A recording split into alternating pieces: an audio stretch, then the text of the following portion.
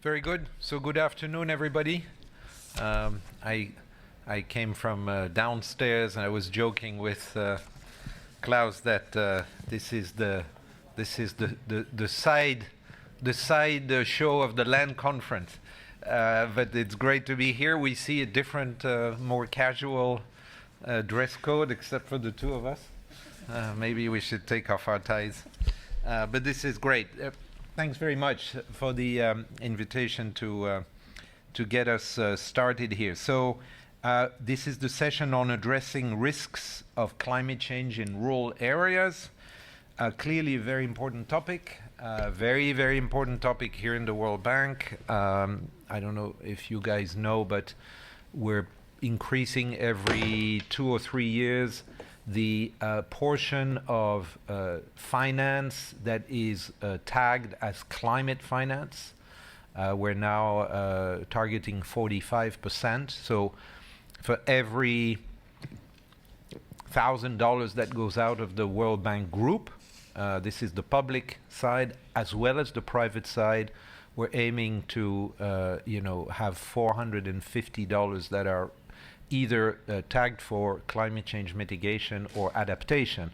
And then what we see lately is that we're ahead on mitigation and a bit behind on adaptation.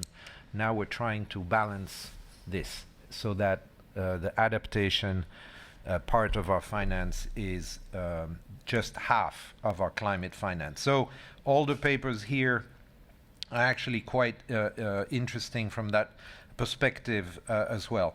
So through the 4 papers, we will hear about interactions between climate change, land sales, migration, transportation, deforestation, and community training. So it's a wide array of topics and interrelations. They're not always together in one event, but today they will be. The session features papers that bring new data and methodologies to bear on the climate agenda in ways that enhance our understanding and ability to act. So this is a good place to be here at the World Bank. We try to understand what's going on and bring sort of gather an evidence base and then act. So of the 4 papers, 2 use general equilibrium models. Bruno Conte's paper assesses the impact of climate change in Africa. It shows that crop switching, migration, and trade are important avenues for climate adaptation, and that regional integration can significantly enhance the scope for adaptation. Artur Braganca's paper assesses the impact of road construction on deforestation in the Amazon, showing that considering general equilibrium effects increases the deforestation impacts from individual projects. Artur is joining us, I believe, from Brasilia. The other 2 papers deal with micro-level evidence on adaptation. The one by Heitor Pellegrina adds to the growing literature on adaptation strategies by small farmers in a world where subsistence constraints and imperfect insurance markets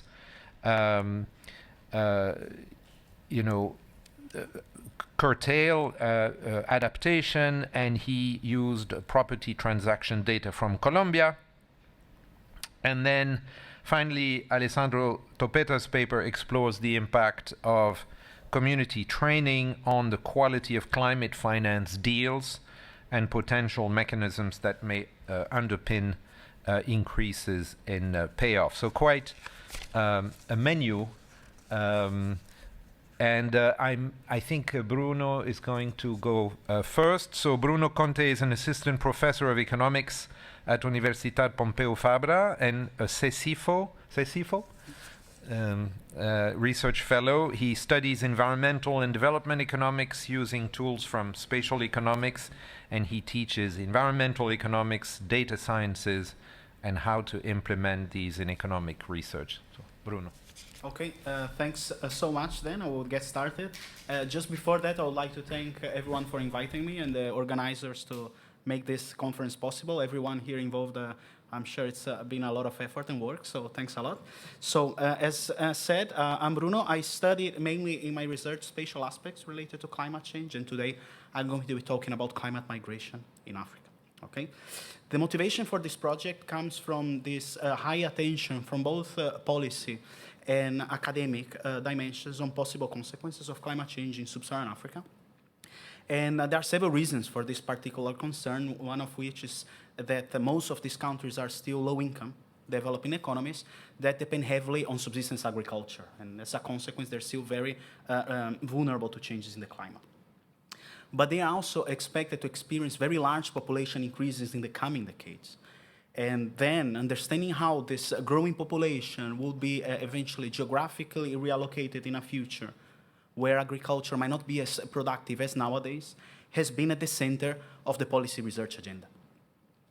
And in fact, the potential migration flows caused by climate change in the region have been highlighted as a very concerning thing in sub-Saharan Africa, and several policy outlets, including studies conducted by the World Bank, suggest that climate migration in the region, just focusing on a small selection of countries and thinking about only internal migration, could be in the coming decades in the order of millions of individuals. In this project, what I do is to dig deeper and more carefully into this issue, and I do so by answering these two following research questions. I first understand how and quantify by how much can climate change as a shock to agriculture lead to migration in sub-Saharan Africa, where migration is going to take place both across and within countries across the continent. But I also investigate the importance of the economic mechanisms and frictions between this climate shock migration relationship. And with it, I'm going to design and evaluate the efficiency of policies that can be implemented in reality to attenuate the climate change effects that I find, most notably the welfare effects of it. These are the research questions I'm interested in, and how do I answer them? For that, what I do is that I take a sort of hybrid approach, an empirics and theory approach, in which I'm going to combine a very rich, granular, and unique, to my knowledge, spatial data set covering the entire sub-Saharan African continent on a myriad of economic outcomes, and I'm going to combine this with theory, with an economic model, a spatial general equilibrium model, that is capable of explaining how the spatial distribution of economic activity, the geography of the economy, can be reshuffled, affected by the climate change shock. And as I said, this climate change shock, the damage function that is going to link changes in the climate into the economy, is going to be thought of as an agricultural productivity shock to agriculture, which is going to be heterogeneous across the space. So I'm going to get this feature that different locations are being differently affected by changes in the climate, but crucially also different across crops. So I'm going to allow crops to be different. I'm going to capture this idea that crops in reality are different, as such they can be more or less resilient to changes in the climate. I'm going to learn how this is going to take place in reality from data by specialists, climatologists, and agronomists from FIO, from the GAZE data that I'm sure everyone here is familiar with. And then I'm going to use this data inside this machinery, this model that I have, to learn how the spatial distribution of population in sub-Saharan Africa would look like at the end of the century in a scenario where the climate changes. Then my exercise, my counterfactual exercise, is going to be that I'm going to compare this result with the result of another simulation in which I assume that climate change does not take place by the end of the century. And by comparing these two, I'm going to find locations that are going to have more or less population as a consequence of climate change, and that's how I'm going to pin down where climate migration could take place and how large these migration flows would be. When doing so, there are going to be several economic mechanisms behind these climate migration responses, and I'm going to highlight them when presenting my results, but importantly, they're going to depend very much on the degree of spatial frictions in the economy. And that's going to inspire a policy experiment that I design that focuses on or answer the questions on how spatial integration policies, namely trade and migration policies, could attenuate the effects that we find from climate change. This is in a nutshell what I do to answer the questions I pose to myself and what do I find with it. I first, on aggregate aspects, if we just sum up all of the climate migration flows that we will observe in Africa, in my simulations, these migration flows will be in the order of 20 million individuals. and the welfare losses associated to it on aggregate, it will be in the order of about 2% reduction in real GDP per capita. This result, that to some of you might seem a bit small, they actually hide an immense degree of heterogeneity. I'm going to discuss them in a second. But they also depend, as I said, very much on the degree of spatial frictions also in the economies. Just to give an idea, if we relax completely in a realistic, hypothetical scenario, in the absence of migration barriers in sub-Saharan Africa, these numbers will multiply 5, if not 6-fold. So these climate migration flows that I find reflect also, eventually, these low numbers reflect also a high presence of migration barriers in the continent. You mean there would be 5 times as much? Exactly, exactly. But what I find more interesting, actually, in terms of results that I have in my project, are in these points 2 and 3 that I showed to you here. The first is like the distributional aspects that we're going to have, if we think about, for instance, spatial heterogeneity. Like in my framework, we're going to be on a spatial setting where the unit of observation are going to be grid cells, like small 1-by-1 grid cells. And the bottom and the top deciles of the population changes at the grid cell levels are of about -3 and positive 300,000 individuals. So, of course, many people living from some locations going to a few locations. The distribution is very skewed, okay?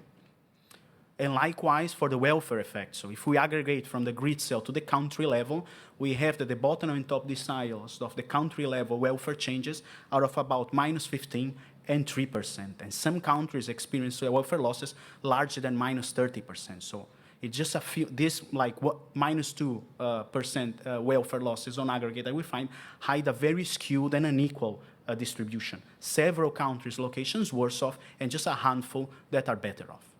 Okay? There are other margins of heterogeneity that are important related to the mechanisms that I have in my model, such as what you highlighted in terms of crop switching, the role of trade and migration. We're going to talk about this when I present the results. But the final set of findings that I think is the most important takeaway, and I hope you to take it away after this talk, is that I use this evidence of the importance of spatial friction to design a policy experiment that is as realistic as possible. So rather than just relaxing spatial frictions arbitrarily, I design an experiment that answers the following question. What will be the climate change effects in sub-Saharan Africa in the hypothetical scenario where the continent becomes as integrated as the European Union in terms of national trade and migration policies?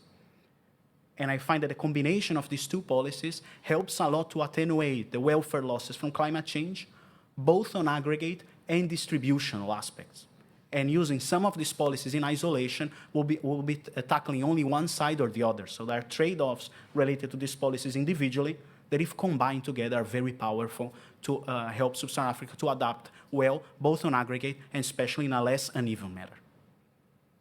This is the main takeaway of the paper. I know I use almost half of the time, but I think we got the main picture. So what then would I do with this? As I said, in practice, I divide sub-Saharan Africa in thousands of grid cells, and I collect data from several dimensions, some of which here I describe, such as GDP and population for several time periods. As well, I construct a transportation network between all of these about 4 million location pairs. And I also collect this agricultural, agro-climatic potential use from FIO for several different crops. Here is, in terms of audience, I do not need to explain very much what this data is. What is very powerful, why do I use this data, is that it gives us this sort of measure of the natural suitability of several locations across Africa to grow several different crops under different scenarios in terms of timeline. In the baseline scenario, in the beginning of the century, but most importantly, for the end of the century, that are produced with estimates on how the climate is going to evolve up to the end of the century. And this is the object, empirically, that is going to allow me to introduce climate change in my framework, like what, I don't know if Corey is around, but what Corey, with co-authors, they did in that JP paper, the evolving comparative advantage. I'm borrowing on their idea, but using it on a model that also allows for migration within and across countries, so on and so forth. The intuition of how this data is going to be useful to understand my exercises, I illustrated on these 2 maps that shows the potential yields for one of the crops in my sample, cassava, in the left-hand side in the baseline period in the beginning of the century, and the right-hand side with climate change at the end of the century. And we're going to be thinking about the mechanisms that are going to affect the economy from a purely Ricardian perspective. So, for instance, these locations here in Congo, they are expected to be much better off if the economy only produces cassava. If there were economic activity there, there's going to be no incentives. They're going to be productive to produce any economic activity, and people will have to migrate away if migration barriers allow them to do so. Otherwise, they're going to be there stuck in a sort of climate change-induced poverty trap. Okay? If, nevertheless, they can produce, the change in the climate are such that they can produce crops, goods from another crop, or even in the non-agricultural sector, they cannot change their production patterns, their patterns of sectoral specialization to adapt without necessarily needing to migrate. And here, trade barriers is going to be one factor that's going to limit it, this margin of adaptation. This mechanism is what's going to be under the hood, the model that I developed, and I explain just qualitatively what it is about. It's a static, multi-sector spatial general equilibrium model. So multi-sector are going to be several crops and a non-agricultural good. The model has these standard forces or mechanisms of these quantitative spatial models. This literature, there are several agglomeration and congestion forces led by, for instance, a preference law for variances in preferences, trade frictions that generate agglomeration forces, also congestion to the location choices of agents. There are frictions to migration. Not all agents can go to the best locations in the economy. All of this interaction between agglomeration and dispersion forces yields what is called like the geography of the economy. The spatial distribution of economic activity, whose intuition is very Ricardian. Each location specializes in the goods, in the crops they're more productive at, and then they trade with one another. And if climate change changes these relative patterns of comparative advantage, and then this is what then is going to change the distribution of economic activity and population with it. This is kind of the idea of the exercise I'm going to do, but to that I have to connect this machinery, this economic model to data, and I'm going to connect this to the data that I construct to Sub-Saharan Africa, such that in my quantification exercise, my model is going to replicate Sub-Saharan African economy at the beginning of the 21st century. And there are several elements there that I have to quantify here. Just highlight some of those, like, for instance, in the baseline quantification, like the crop suitabilities are going to be all the suitabilities for all the crops, like the cassava one that I show on the left, but for all of the other crops. I also quantify migration frictions and trade frictions using, respectively, both migration data within and across countries, as well as international data and price data, very standard in this literature. Just for quantifying trade frictions using price data, I designed a new method compared to the literature that I do not need to observe origin destination prices. I can only use local prices to estimate. There is a sort of tool that can help other projects on that. And then I go with this quantified model to do the counterfactual simulations for the future. What are them in a little bit more of detail? The idea of this exercise is going to be to simulate how is going to be the spatial equilibrium of the economy at the end of the century, which will mean using this model with the population forecasts for that period. By the end of the century, I use the data from demographers from the United Nations. And then I perform two different counterfactuals. One in which, two different simulations. One in which climate change does take place by the end of the century, so replacing the left to the hand side cassava yields, but for all of the other crops. And another one in which climate change does not take place. So in this second one, the economy barely changes. It only grows in terms of population, but in terms of comparative advantage, it remains almost unchanged. And then by comparing these two, I find this differential, I identify the climate change consequences in my setting, and I find some of these aggregate results that I explained, such that about 20 million climate migrants in total, about 2% reduction in welfare, and also some results in terms of structural change, which I measure in terms of changes in non-agricultural employment. So here I find that on aggregate, non-agricultural employment across Africa actually diminishes, so there's more people in agriculture, and the reason I'm going to explain in a second, okay? There are some results in this table in terms of like distributional aspects, but given the time, I think it's better if, more efficient if I show them just on a map, okay? And all of the coming maps, they're going to have blue colors are positive changes, red color negative changes, and here we have changes in population. Left-hand side aggregated at the country level, right-hand side at the most granular grid cell level. looking at the country level map, we see red countries are those such as Congo, DRC, many Sahelian countries where are affected by climate change. People are migrating from these locations, and they're going either to nearby productive countries here in the Eastern and South Africa, and to some other Sahelian countries. Okay? And we will see on the welfare effects that many of these individuals will be better off if migrating far away. But because of migration barriers, they cannot. So some of these countries that are hosting a lot of migrants, they're not necessarily better off with it. Okay? And what my framework, I find personally very powerful, is that it can also explain the patterns of not only international migration, but also internal migration. Namely, even countries like, using Congo DRC here again, the experience on aggregate, massive outflow of individuals, there are major internal reallocation of individuals, a lot of internal migration, going to southern regions or close to the capital or the sea, locations that are relatively less affected and or more productive in the non-agricultural sector. So people go like to the cities. In the paper, I have this more quantified. I have a table. You will see that in the most affected countries, there are those that the population capitals increase the most. Because so what I find powerful of my framework is that I can talk about both these international and internal migration consequences of climate change. There are some results related to structural change, as I said. So here we have changes in the non-agricultural employment. As a consequence, red colors are the countries or locations that specialize more into agriculture. And we see here that the vast majority of countries does so. Why? Either because some locations, like eastern side of Africa, they become in relative terms more productive, so they specialize more into this sector, and or other locations in the eastern side of Africa, they become less productive in agriculture. Nevertheless, people cannot migrate from these countries, and trade barriers are very high in the country, such that they cannot specialize out of agriculture and import agricultural goods from other countries, because agricultural goods are subsistence, right? People need to eat. And as a consequence, they remain there in this sort of poverty trap led by climate change. And we see this aspect here in the final maps in terms of welfare effects. Red colors, welfare losses. We broadly see here that everyone, most everyone, is just worse off. Only a few countries in the eastern side of Africa are better off because they, in relative terms, become more productive. And as a consequence, they are the locations that are somehow better off and more people migrate there. And again, as in the first maps, there are a lot of spatial heterogeneity also within countries. So this is in a nutshell like the main results in terms of climate change simulations. And with that, then, using the results, I designed this policy experiment that I explained. Okay? It is inspired by several other projects in the literature, some other projects that I've worked also, that shows this importance of how trade and migration help attenuating climate change effects. But most of these projects, what we do is that we relax this degree of frictions in the economy with sort of stylized, very informative, but stylized experiments. We remove migration barriers. We prohibit migration whatsoever. Increase trade frictions or decrease by an arbitrary thought %, you know?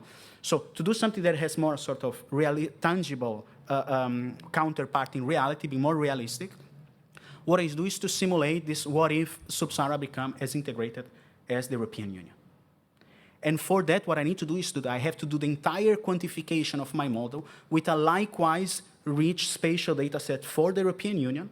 I then retrieve all of the parameters that represent, capture both trade and migration policies of the European Union, and I use this in the simulation with and without climate change for Sub-Saharan Africa, and this will tell me, okay, what will be these climate change effects, but in a scenario where Sub-Saharan Africa becomes as integrated as the European Union.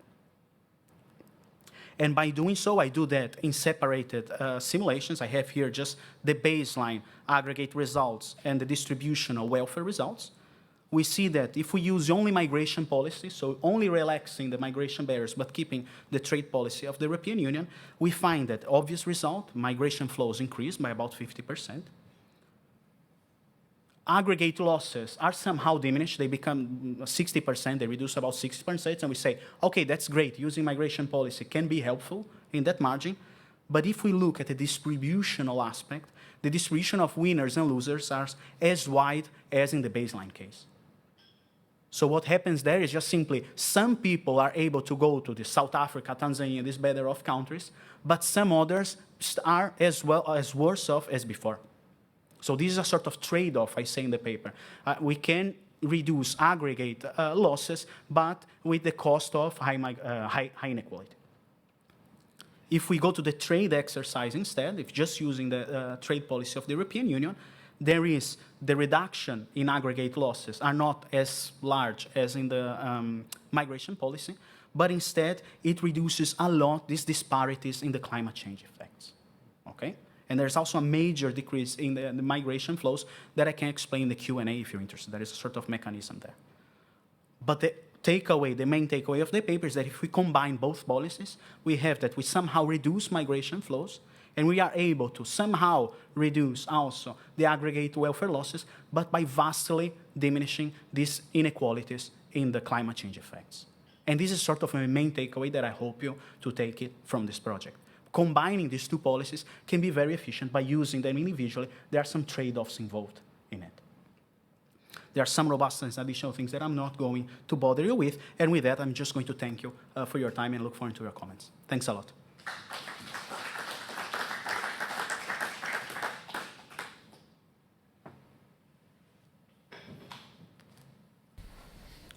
Well, that was thought-provoking. I don't know if we take any questions, please. Were you jumping in? Yes, go ahead. First, very nice. So what's assumed about the migration restrictions between Africa and other continents?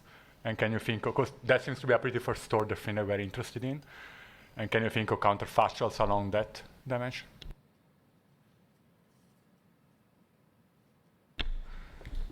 Hi, Bruno. This is more of a question that maybe you have explored in the paper. How much of the differences across regions in the impact comes from differences in the size of the climate change shock, or how much of that comes from differences in the fundamentals those countries have? So, yeah, that's my question. Bruno, thanks for your presentation. I think what's striking is that in all counterfactual, I think in your result, non-agricultural employment will be decreased in all counterfactuals, and the degree of decrease is also almost the same as the baseline, about minus 0.8% or something, right? If I remember correctly. Can you say it again? Sorry, I missed this last part you said. Yes, I guess in all counterfactuals, non-agricultural sector employment will be decreased, and also its degree is almost the same as baseline. I forgot the number, but almost the same. So it's everything is kind of against structural transformation. So can you think about some policies that go towards that structural transformation, and possibly can you think about some, policies of, for example, agricultural technological improvement concept, for example, targeting agricultural technological change in some agriculture specialized areas such as East Africa in your simulations that you are showing, right? Yeah, that's all.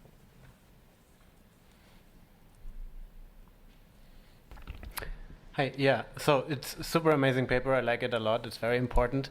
I was just wondering, so you are using the GCP 8.5 model, which is kind of a worst case model, right? Comparing it to the best case of no climate change at all. So the recent version of GAZE basically offers you the possibility to choose from, I think, 10 different climate models. So I could see that maybe it would be interesting to see actually how these different scenarios compare, maybe show it in a graphical way. Are we just moving beyond those two extremes, or is there actually also a spatial redistribution of some of those effects if we're talking about more intermediate climate scenarios? Yeah, thanks. Should I jump in and answer? Yes, okay. So I start from the last to the first one. These other scenarios, you're totally right, and it's something I do. Okay, so there are several things. At the end, what I did is that if you compare 8.5, it's just the idea of having everything in terms of magnitudes, the most pessimist, and if we move from this to the 6.0 or to 4.5, everything attenuates. And also, if I use this sort of different within scenario, different model generated to get a sort of distribution. But overall, I mean, the picture just attenuates, and there's these different models give a sort of degree of uncertainty around these numbers. But this is a good, well-taken point.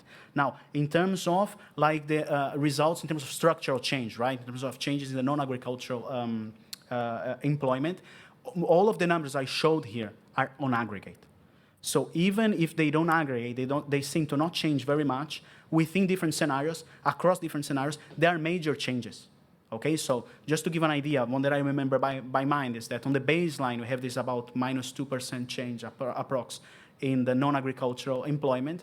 This distribution is very much skewed to the right. So there's a lot of mass into the left, a lot of countries becoming more agriculture and very few. In the most extreme in terms of policy, even though this aggregate is more or less the same number, it's much bimodal. So several countries structurally change, and some others specialize in agriculture because they actually become benefited. So this aggregate number hides a lot of heterogeneity, including heterogeneity across scenarios. Okay? And also experiments in terms of agriculture technology. These are things that I have in the paper. Okay, so I have some experiments. On aggregate, doesn't change very much, the story, but then results slightly change. Okay, this is a well-taken point. Heitor, I'm going to skip just because yours I went just to go back and forth and answer the first one. In terms of migration with the rest of the world, I have an extension in which these other baseline experiments treat Sub-Saharan Africa as an island, so no interaction with the rest of the world, not only in terms of migration, but also in terms of trade.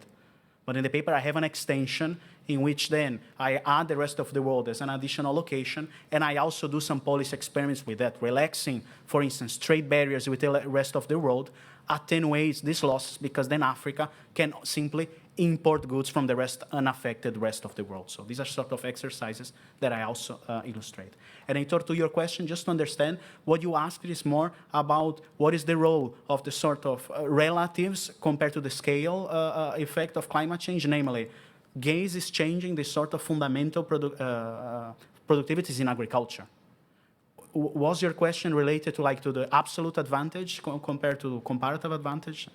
Also, now I haven't thought about this. Do you have any insights on how to kind of address this point? No, yeah, exactly. So because you have a lot of heterogeneity in terms of the fundamentals, and that's going to drive part of the reason why people are moving around. But even if the shock's homogeneous across all the regions, because those shocks are going to interact with baseline characteristics of those regions, that's also going to generate heterogeneity. So I was wondering if you know how much of the heterogeneity is because, Ghana the shock is heterogeneous. Substantially more affected by the shock than Angola. Well, I have one exercise. Or it's because Ghana has different comparative advantage, and those patterns of comparative advantage allow you to be more resilient to those shocks. I see. I mean, one exercise that I do that points towards the direction. I haven't done any exercise that addresses this. Is a well-taken point. I'm going to think about it. But for instance, one exercise that I do is that I play with the capacity of crop switching.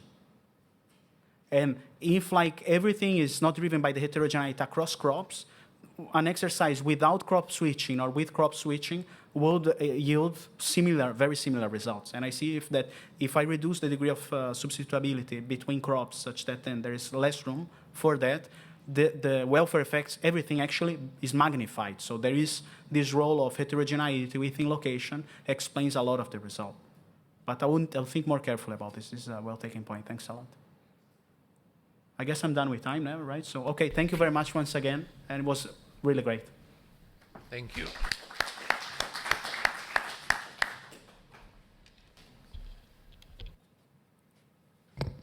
So Arthur's next? Okay, Arthur is next? Yeah.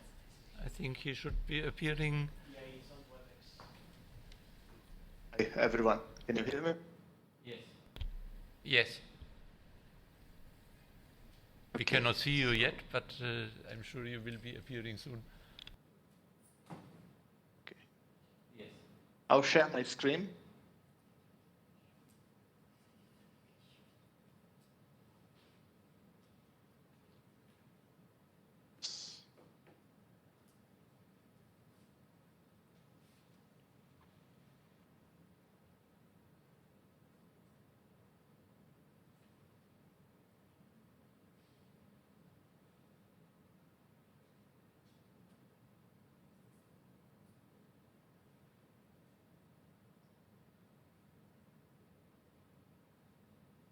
Can you see my screen? Just to...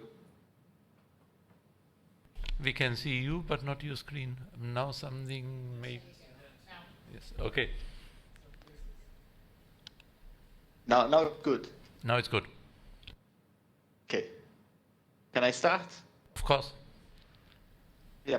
Okay. So thanks, class here for the invitation to present at the World Bank Conference, at the World Bank Land Conference. My name is Heitor. I'm a senior economist at the World Bank, working at the Environment Unit here in Brasilia. Unfortunately, I had an emergency last week and wasn't able to travel to DC for the conference, but it's good to be joining you online and looking forward to your comments. So I'm going to talk about transportation infrastructure and deforestation in the Amazon. This is joint work with Rafael Araújo from the Getúlio Vargas Foundation and Juliana Assunção from the Catholic University of Rio de Janeiro and the Climate Policy Initiative. And a little bit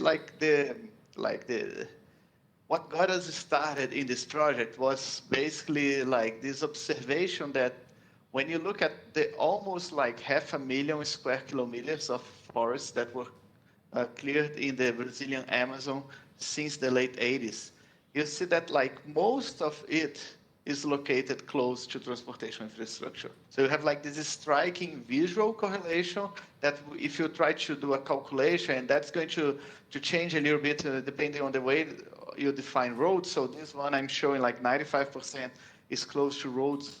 They're basically considering everything that looks like a road at the satellite, it's a road. But even like in this map, I'm showing you here that I'm just plotting the federal roads, which are kind of the Brazilian equivalent of the US interstate roads. You see like this is striking visual correlation between like roads and transportation infrastructure in general and deforestation. But of course, like this correlation does not necessarily mean that transportation infrastructure has such a strong impact on deforestation. Actually, to say something about that, we need kind of a proper framework that allows us to estimate the effects of transportation infrastructure on deforestation, and then to address like two questions. The first is to understand like what's the role of different types of transportation infrastructure in driving deforestation, but also from a more policy-oriented perspective, it's like, okay, if a policymaker comes to us to ask, look, we want to, I have this portfolio of projects here, and I want to calculate the environmental cost of each of these projects to select the ones that have a lower environmental cost and probably maybe a higher economic return. Or if a policymaker is implementing a project and wants to understand like what's going to be the deforestation footprint and what mitigation measures I should put in place, we need kind of this framework. So this paper is essentially about like building a framework to measure the effects of transportation infrastructure on deforestation in the Amazon. And we are going to build this framework, we are going to face two challenges. One is the challenge that we call network effects or general equilibrium effects, but it's basically the challenge that transportation infrastructure, like when you build a road like this road here in red in my figure, like you are going to, of course, directly influence all these municipalities in white, which this road is seeing. But you are also going to indirectly influence all the other neighboring municipalities, probably the ones in gray, but even these ones here in yellow might be affected indirectly, and for at least two channels. The first channel is that, like, people and firms located in these other municipalities, they might use this road to move around or to transport goods, but also because like when you build a road and you change the structure of transportation costs in the economy, you are going to change prices and you are going to change production decisions, and that's going to have like effects throughout the economy. So we need to put some structure in the way that like each piece of infrastructure influences different locations. And to put this structure, so we are going to impose some structure on the way that like transportation infrastructure affects different places by building like this interregional trade model. That's going to be a general equilibrium trade model, like very much following the market access literature. And our key innovation with respect to this literature is going to be to consider that, okay, agricultural production can take place in two types of land. In consolidated plots, which are basically plots that are already used for agricultural production, and on this frontier land, which is plots of land that you deforest and you bring to production. We're going to solve this model, and we're going to find that this model delivers like a closed form relationship, which is going to be log linear between deforestation and market access, that we can take to the data. But to take this relationship to the data, we have a second challenge, which is the challenge of causality. Of course, like we have like this strong correlation between transportation infrastructure and deforestation, but we know that transportation infrastructure is not there by chance. So roads, ports, railroads are built with a purpose and in locations that are chosen because of something. So for instance, what I plot here, I plot not only the roads that I have plotted before, but I also plot like the cities with more than 30,000 people across the Amazon. And what we see is that, of course, we have like this positive correlation, not only between roads and deforestation, but also between cities and deforestation and cities and roads. So we have to be able to isolate this causal pathway connecting roads, transportation costs in general with deforestation. And to do that, we are going to estimate this model implied relationship between deforestation and market access. And here, just remembering that like market access is just kind of a measure that summarizes the transportation costs between one locality and all other localities in the economy. And we are going to estimate this relationship exploring like long panel data, both on deforestation and the evolution of the transportation network. And we are going to combine this also like to really detailed information flights that allow us to estimate, to try to estimate really well the transportation costs in the economy. And that gives us like a kind of a big panel data set that I don't think that has been used with this purpose yet. But also, when we are going to estimate the model, we are also going to take advantage of changes in transportation costs and in accessibility in general that are happening far from each location to build an instrumental variables strategy to estimate the effects of market access on deforestation. Okay? So I'm going to skip this slide on the literature. I hope I'm citing the right people. And I'm just going to quickly go over the model. I mean, I'm not going to detail any of the equations, but what I want to tell you is like this is kind of a standard model in the Ricardian trade tradition, in the trade literature, with like we have perfectly competitive producers producing like a continuum of agricultural goods using a Douglas production function. We have like these workers / consumers that are supplying labor inelastically. They have SAS preferences over the agricultural varieties. They buy from the cheapest stores and they are freely mobile over space. So this is all standard, like really similar to the model presented in the paper by Dave Donaldson and Richard Hornbeck on the effects of railroads on land prices in the U.S. agriculture. Where we innovate is in the way that we look at land. So production can take place in these two types of land that I mentioned before, either consolidated and frontier land.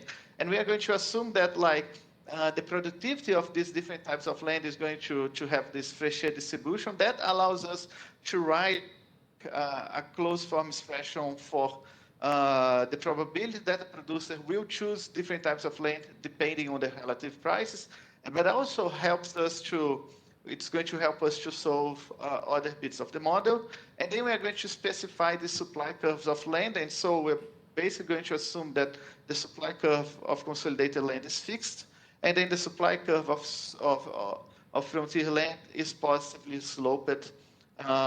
And you can rationalize that like the microstructure of this would be basically like the idea that marginal costs of clearing land are convex. Okay, and then we solve the model using the toolkits of this literature. And what we find is that we have this log linear relationship between deforestation at a location O, and a location when we go to the data, it's going to be a municipality, and the market access of this locality, of this location O.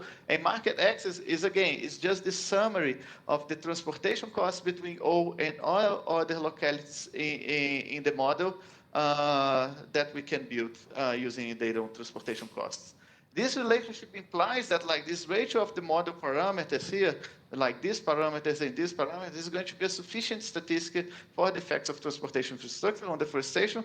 So basically saying like if we're able to estimate this ratio, which is what we are going to do in the data, we are able to perform counterfactors. So for instance, to predict the effects of individual projects, to predict the effects of changes in freights due to changes in regulation, and so on and so forth. Okay? So, like, to estimate this model implied relationship, we need to construct, like, basically we need to construct this measure of market access, and we need to measure deforestation. So the first step of, like, to connect the model to the data is to use this first order approximation of the model implied market access that gets rid of some parameters that we don't know, and that writes market access in this locality O at basically a function of the transportation costs between the locality O and the other localities, the population of the other localities, and this trade elasticity. So I like to interpret this equation as a little bit like kind of the average of transportation costs between O and all other locations D, weighted by population. Of course, this is not an average because you have like this trade elasticity here, but it's like just to build a little bit of intuition on this measure. And then we built this empirical model in which we are going to have this relationship. We are going to define deforestation. It's going to be the cumulative deforestation in a decade, and then we are going to have 3 decades. Market access is going to be the initial market access in the decade, and we're going to have like controls, fixed effects here to control for like shocks, municipality level shocks that we do not observe that might be correlated with both market access and deforestation. And we measure deforestation using this data from Map Biomas, which is this project that started in Brazil, but it's now like all over South America and also Indonesia, that they use Landsat data to classify land use across like pasture, crops, forests, so on and so forth. And we use this data to measure deforestation. The first thing we're doing, like we follow 3 steps. The first thing we do is that we take all the pixels that were classified as forests in the first year of the data, which is 1985. And then we code like if that pixel was deforested, if it was deforested in the first year that it's classified as non-forest. So some pixels are still forest today. Some pixels in 1992, they were converted to pastures, and then we code them as being deforested. Some pixels in 2007 were converted to crops. We code them as deforested. And then we add all pixels deforested municipality decade pair to this measure of deforestation, decennial deforestation that we use in the regression. So to construct the market access, we take advantage, like we built this really detailed data on the transportation network in Brazil, in which we collect data from different sources. We hand code like which rail stations, river ports were operating in different periods of time. And then we built kind of a transport network in which we can describe like to go from one point A to one point B, we can use like this road, we can use this unpaved road and then go through a port and use this waterway and so on and so forth. So we have like this transportation network, and we convert this network into a graph structure that's basically going to be a raster data set, and in this raster data set, we assign a cost of passing through each pixel depending on which type of infrastructure is there. And then we use like one common shortest path algorithm to calculate unit costs between each location, so location A and B here in our figure, and then we use this detailed freight information to convert this measure into iceberg transportation costs, which is the unit that we need to calculate market access. And I think the important thing here about this is that not only we have like a very detailed transportation network, but also we have like a very flexible graph structure. So we are allowing like for different types of transportation infrastructure, for transshipment costs when you move from one type to another, so on and so forth. Okay? And then we use this data, these transportation costs are basically helping us to construct these measures of this transportation costs between regions at each period, and then we combine this with data on population, and we calibrate the trade elasticity to compute market access for the Amazon. And here, what we see, like in this period that we analyze, like what we see is that there's a lot of cross-sectional variation, but also time series variation in market access in the region. Okay. So what we do, we use this data to estimate our main equation here, which is the model implied relationship between deforestation and market access. We estimate this relationship first, and this is the results from the 3 first columns using ordinary least squares. And then we use instrumental variables, basically instrumenting like market access with market access calculated, excluding everything that's happening in a buffer of 400 kilometers around that municipality. So to avoid the problem that like market access might be endogenous to local shocks that we do not observe. And regardless the specification we use, and we also conduct a lot of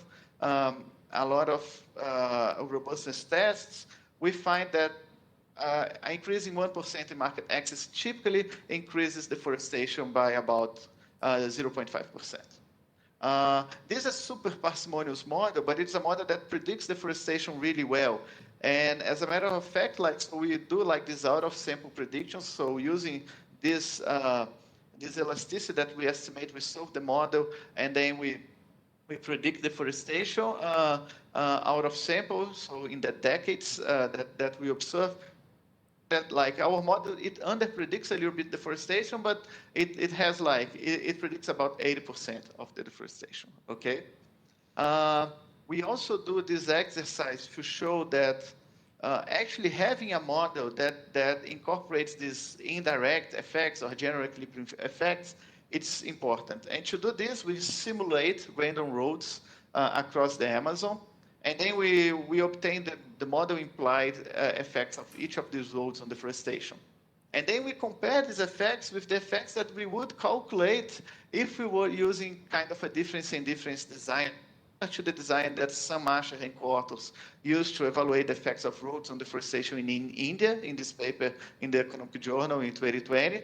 And we find that typically, like this difference in difference approach underestimates the effects of transportation infrastructure on deforestation by 1/4. And another thing that the difference in difference approach doesn't do is that like it doesn't account for the heterogeneity across projects. So some projects have effects that are super local, but other projects that have effects that is spread out across multiple localities. So for some projects, they were actually underestimating with the difference in difference much more than 25%, okay? And the last thing we do is basically we show that how this framework can be used to evaluate to do ex-ante evaluations of projects that are currently under discussion. And we do that for this highly controversial railroad that it's planned here in Brazil, that's going to connect like soy-producing regions here in Mato Grosso to a river port in the municipality of Taituba in the mid of the Amazon forest. And we calculate like the deforestation footprint of this project, and we find that this project will generate more than 400 square kilometers deforestation if it's done in the way it's designed. So basically like having just like one station in the middle of this 1,000 kilometers railroad. And we find that like this impact is not like, it's not along the railroad, it's much more scattered throughout the state of Mato Grosso. We do a lot of other stuff in the paper. I just want to emphasize one thing here, is that we also build a much simpler model. That's a model that just features one type of land. That would be like kind of a straightforward extension of the model by Donaldson and Hornbeck, in which we basically modify that model by allowing a positively sloped land supply curve. And we find that when we estimate this model, we also find kind of like positive effects of market access on deforestation that like on average are kind of similar to to the effects that we find with our model. So basically saying like if you have a 1% uniform increase in market access, the effect on deforestation is going to be more or less similar. But we do find that this model misses a lot of the heterogeneity of the responses to new infrastructure across municipalities. So for instance, and this is just an example, in the case of the Ferrogrão Railroad, this model would predict like deforestation impacts that are 5 times larger. It would predict about 2,000 square kilometers of deforestation. And this is basically because like this railroad is going to cross some municipalities here that are already very deforested. And because of that, like the cost of bringing new land, bringing this frontier land into production is super high, but the model with one type of land doesn't account for that. So just to wrap up, I'm not going to recap the results, but I'm just talking about like some implications, and I think like we do find like that transportation infrastructure is a major driver of deforestation in the Amazon, but we also find, and I think that's super important, especially in the context of this conference here, is that like this interaction between different types of land, it's key to understand like the responses to new infrastructure, and from a policy perspective, we do have like this important takeaway that like when you are planning infrastructure, so you're doing project selection, or when you are doing licensing procedures, you should consider like the fact that these projects, they typically have effects that go beyond the immediate surroundings. Thanks a lot. Looking forward to your comments.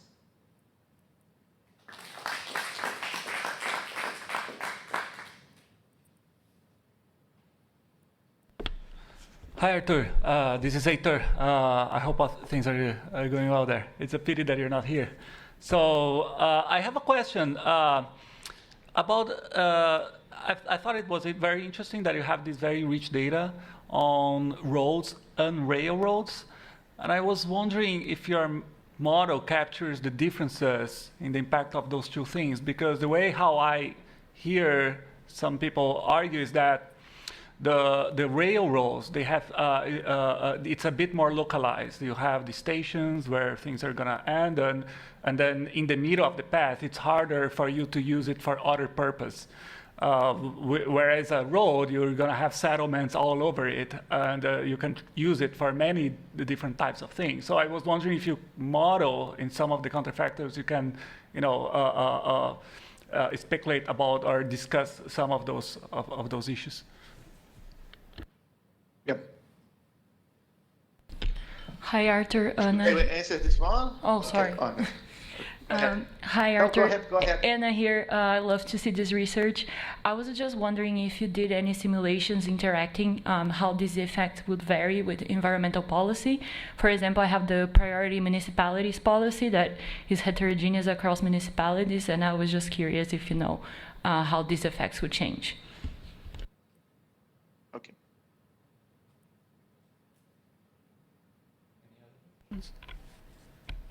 Hi, Arthur. This is Bruno. One question. I was thinking about, I know, of course, that you did the exercise. It's already really fascinating what you do, but there's one very strong assumption that you have that it relates to frictionless migration, right? And especially because the structure of migration costs across the country can be very uneven. If someone allows for costly migration, this could eventually play with the sort of heterogeneity of the results you have by types of roads or by type of locations with one type of the land of the other. I don't know if you have thought about how eventually adding this would affect your results, just out of curiosity. Thanks. Okay, so starting by Heitor's point. So yeah, one thing that like we were really careful to do is to actually to build kind of a transport, like this graph structure of the transportation network in which you can only enter railroads or waterways by either rail stations or ports, and you have to pay a transshipment cost. So that means that like effectively you don't want to use a railroad to travel by 10 miles. You want to use a railroad to travel for like 300, 400 miles. And then when we simulate the effect, so if I simulate the effect of like a road that has the same shape of ferrogrão with the same costs, what I'm going to have is like much larger effects spread out throughout the path, right?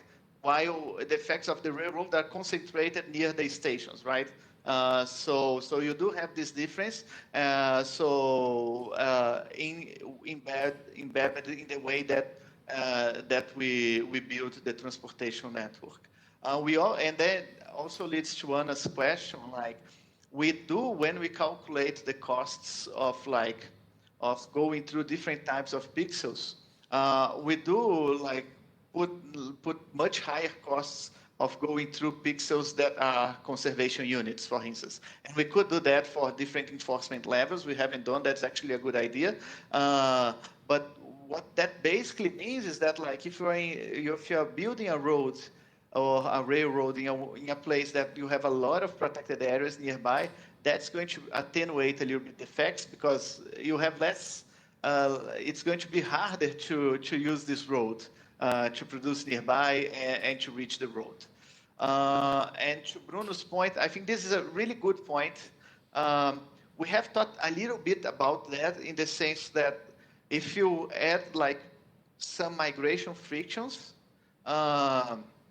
it wouldn't change the result. But the way we thought about, like we're adding migration frictions that were kind of similar everywhere. If there's some heterogeneity here, I have to think more about that. But that's actually a good point because, of course, like we are solving one equilibrium object of the model is deforestation, but another equilibrium object of the model is the size of the population, right? So this is something that we need to think a little bit more carefully about. So thanks for that suggestion. Thank you. Any other questions? If not, we go to the next paper. Heitor. Thank you.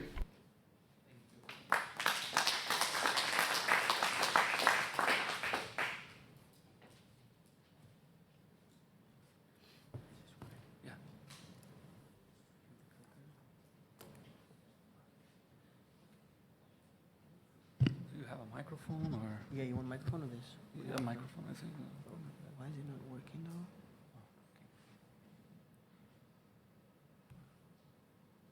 It's not working? Let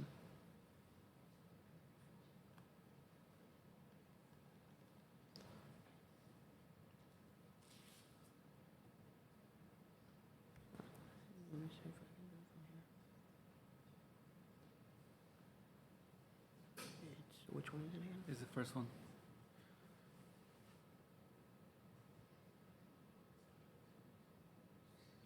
Okay. Yeah. All right. Okay. Thank you very much for the invitation and the opportunity to come here to DC and see many colleagues. So this paper is together with Julian Arteaga, who is here, Nicolas de Hu, Margarita, Ana. They're all Colombian. I'm only Brazilian, and my Spanish is not good enough, so I'm forcing all of them to speak in Spanish, in English for the project. But let me tell you right out of the bat, like that this is much less like advanced as the previous projects. We have many interesting, I think, results, empirical results, reduced form results. We have a model, but it's not in the same level of calibration that the previous two papers, where the two papers were. So let me start with the motivation here. We start from the idea and the basic observation that a large share of the population in developing countries is employed in the agricultural sector.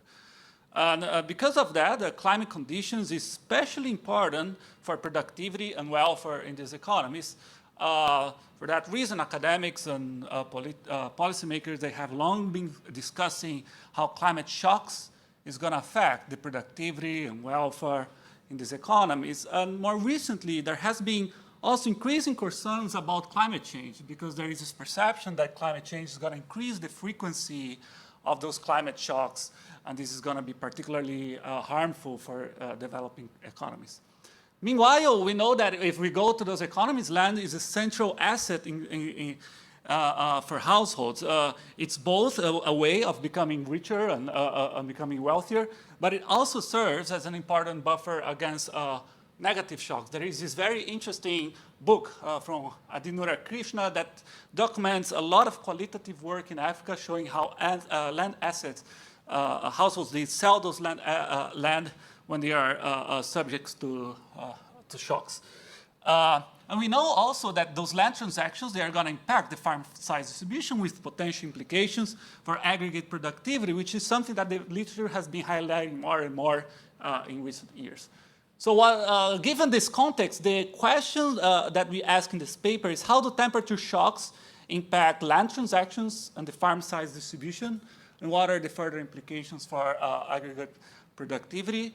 And we are going to answer this question by bringing some new data from Colombia together with a dynamic model of farm size distribution that I'm going to present to you today, a simplified version of that model. Okay, so the new longitudinal data from Colombia is special in the sense that it's administrative data on land transactions. So we have many hundred thousands of transactions over more than 10 years from Colombia. And we also have the land properties. So we have both the flow and also a variable for the flow and a variable related to the stock of this asset in the economy. And on the top of that, we have this very interesting household level longitudinal data that we can use in order to uncover several mechanisms that can be driving the reason why those agents are selling their land. So I'm going to show some empirical patterns related to farm size dynamics, farm growth, and occupational choices. It's going to look, for those of you who are familiar with the firm size distribution, this is going to be the farm size dynamics, okay? It's going to look to some extent similar to the patterns presented for the non-agricultural sector. Then I'm going to show you some reduced farm impact of the temperature shocks on land transactions, the farm size distribution. Okay, based on those empirical patterns, what I'm going to present is this most simple model that can capture the empirical patterns that we have. It's going to be a dynamic heterogeneous agent model with two sectors. We have agricultural sector, the non-agricultural sector. So agents are going to be making two choices: how much land they're going to own, and also there will be an occupational choice, whether to be in the agricultural sector or not. The temperature shocks is going to represent an aggregate shock to all farmers, so it's going to be a sectoral shock that is particularly harmful for the agricultural sector. So the agents who are not working in the agricultural sector are not going to be subject to that shock. Then we are going to solve the model, use some recent methodological advances. It turns out that the combination of those elements in a model is a hard computational problem that the literature is just making a lot of progress recently in terms of solving them. Okay, so in terms of contribution, let me go quickly over this, but basically the way how we are thinking about this paper is contributed to two major branches of the literature. We know that there is this classic literature on agriculture and weather shocks, savings, and insurance. Our contribution here is to show some new evidence on the impact of temperature shocks on the farm size distribution. And then we have another branch of the literature that has been focusing more on the on farm size distribution, the land transactions, how that's going to affect the size of farms, the implications for productivity. And relative to this literature, to the best of our knowledge, we are the first to bring this dynamic heterogeneous agent model with aggregate shocks to think about this problem. Okay, so there are some precedent, but they have some nuances that I'm happy to talk about, but that are different from the way how we are thinking about this. Okay, so let me talk a little bit about the data. So we have this land sale data. So it's administrative data on land transactions. This is called the notariado y registro. And this is transaction level data for the plots, so granted by the government. So we have more than 500,000 plots. This is coming, this is the private land in the economy. It accounts for more than 50% of it. And what we know is there are some limitations with this data because we only have the formal and potentially selected sample. For the second piece of data set, we have the farm size, is administrative data on land properties. Here we have the full census, and it's updated every year. Actually, they have Every 5 years, they do the census to check all the properties in the economy, but every year they update their records, so this is actually an annual data set. And then, as I mentioned before, we have this household data set. It's a longitudinal survey focused on small farmers. Here we have information on consumption, migration, employment, land ownership, and we have more than 4,000 farmers throughout 2010. Okay. And finally, we have the temperature data. We are not going to be making anything too special here. It's basically temperature data for every municipality, and then can use it, historical data, and we can use this data set in order to construct measures of how adverse the temperature was in a given day of the year. And then you can create measures of temperature shocks. Okay, so I'm not going to go through too much into the details of this, but this is basically how you're going to use the temperature data set. Okay, so let me talk a little bit about the farm size dynamics and the institutional context. So here, land ownership is strongly associated with occupational choice. Okay, so 85% of plots are operated by owners. So once you have the land, if you want to extract some income from land, you're going to be most likely the manager of that plot. You have 8% of renters, and then you have other sorts of arrangements. In Colombia, for example, communal lands and other types. And the second thing is that we have extremely low adoption of agricultural insurance, so people are generally uninsured against shocks, about 1% in Colombia, but this is generally true among developing countries. And this final thing is that households often sell their land to smooth consumption. So we have this survey, and whenever they sell the land, they are asked, why did you sell the land? And they say, for the most part, to pay their debts. They had some issues. For example, they want to pay for medical treatments, for educational fees, so they sell part of their land in order to cover those consumption needs. Okay? So let me show you the first empirical pattern related to changes in farm size. So on the x-axis, you have the log of the farm size relative to the average farm size here in this household level survey. And the y-axis, you have the change in the farm size between 2016, sorry. So what you can see is that there is, in the left-hand side of this figure, there is a substantial increase in the size of those farms. So they are much more likely to grow than the bigger farms here in this data set. And in part, these farms here, they actually tend to shrink a little bit. So this is often called like a churning process that you have among smaller farms. But here, it's, of course, it's conditional on surviving, because otherwise you cannot measure the land that you have in 2006 among those farmers. When you look at the probability that you're leaving the agricultural sector, you're going to find that the smaller farms are way more likely to be leaving the agricultural sector, which is what we plot here. Okay, so this is on the y-axis is whether the farmers sold all the land holdings, and we can see as the farmers become smaller, there is more higher probability that you're going to be selling all their land. Okay, so this is, you can think about this, those farmers, yes, smaller farms are growing more than bigger farmers, but also because there are fewer of them that survive the idiosyncratic shocks that might be being affecting them. Okay, so let me show now some of the reduced farm impact of temperature shocks.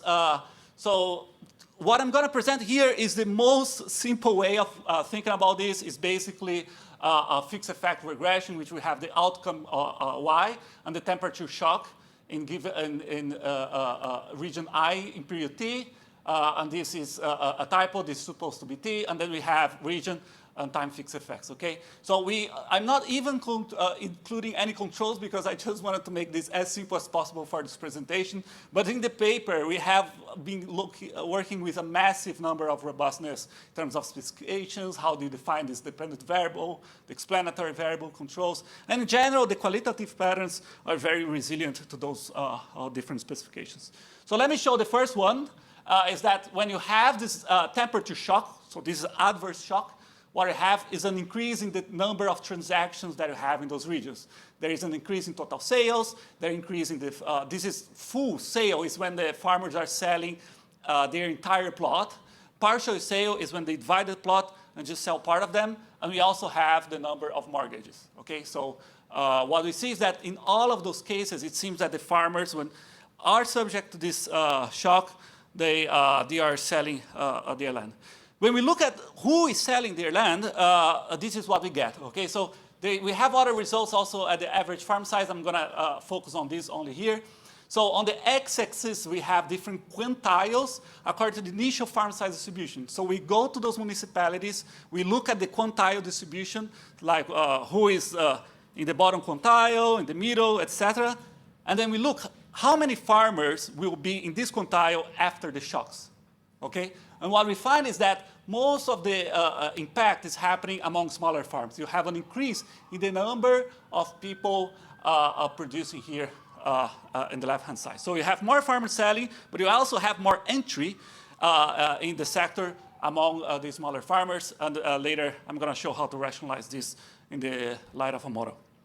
And the final thing is that when we think about the household data and try to think about the mechanisms, we can see that the farm size at the farm of the household data, so this is household fixed effects, is dropping when they are subject to the shock. They're less likely to own any land. The consumption, this is a measure of how much they are consuming, is also going down. There is a higher probability that they are not going to be employed in the agricultural sector, so they are leaving the agricultural sector. And finally, we don't find that they are just going to other farms. So this is a dummy variable, whether you are working on the farm or somebody else. So it does not seem that they are just leaving their small farms to go to bigger farms to work. Okay. All right, so those are the empirical patterns. How much time do I have? Like 5 minutes? Okay, so I'll do my best here to provide you a gist of the model. So the model in one slide is, well, let me show you, I'll tell you a bit about the ingredients first, sorry. So what are the key elements that we want to have in this model? We want to have heterogeneous agents because we want to have farm size distribution. And they must be making temporal choices. We want to think about consumption smoothing, so we have heterogeneous agents, and they are thinking about how much sell the possibility of selling their land in order to increase their consumption today, given the shock. Okay. So the model is going to capture some farm dynamics and consumption smoothing behavior. This is something that we want. We want to have discrete occupational choices because we see that farmers are leaving the agricultural sector. We also see the average farm size is changing as a result of those shocks. And because and the only way to have this is to have occupational choice in the model. And the other thing we want to have is aggregate shock. We want to have a sectoral shock. The agricultural sector is under this shock, and this is affecting the economy. So what is the combination of this? We are having a heterogeneous agent model with aggregate shocks plus discrete choices, okay? And I have to be very honest, when we started this project, we knew we wanted these elements. We didn't know how hard it would be to bring those elements together. It's very hard computationally, but in a sense, we are lucky in terms of the timing of this paper because just recently there has been many papers dealing with these issues, so we are able to use the methods that they are providing those papers. Okay, so let me tell you, now in one slide, what is the model? So we have the agents, they are choosing how much land to buy for the next period, and their occupational choice to maximize this problem, okay? So here is a value function of an individual with a certain amount of land, with a skill in the farming sector, a skill in the working, if they become a worker. They are choosing the consumption, L prime, which is the amount of land for the next period, their occupation, and this is giving their utility, and then the expected value of what is going to happen in the next period, okay? So if they choose to become a farmer, they're going to get the income for becoming a farmer. So it's basically their ability as a farmer, a Z, which captures the climate conditions, and L, which is the amount of land that they bought in the previous period. And then if they buy an additional, if you want to expand the size of their farm, they're going to have to pay a certain amount, okay? So this is, if you can see, if this is positive, your income, your available income is going to be smaller. And then if you come if you leave the agricultural sector, you can also buy land. But what we are going to assume is that you are not going to be able to make as much land from the ones that you have. You're not going to be able to sell your land if you're not in the agricultural sector, or at least you get a discount for this. Okay, it's like if you want to go to the urban sector, you have to leave land behind. This is not an unusual assumption in this class of models. And then we have land market clearing and this equation. Okay, so this all that we need. Okay, so I'm going to jump. This is very technical. I don't have time for this. Let me show you some simple simulations of the model. So we are calibrating the parameters according to the literature, but we are not attempting to calibrate to the data yet. Okay, so this is just to illustrate qualitatively how the model can capture the empirical patterns that I presented. Okay, so the first thing is that the model can generate this structure of farm size distribution, as we see in the data endogenously. This is the steady state farm size distribution. So what this is a share of farmers who are becoming workers. So this is the land ownership of an agent. And as you can see, at the left-hand side of this distribution, there is a larger number of agents who are leaving the agricultural sector. So here we start looking at the impulse response function, which is a bit of a jargon from macroeconomics. It's basically we give a shock, and we see how the economy is going to respond.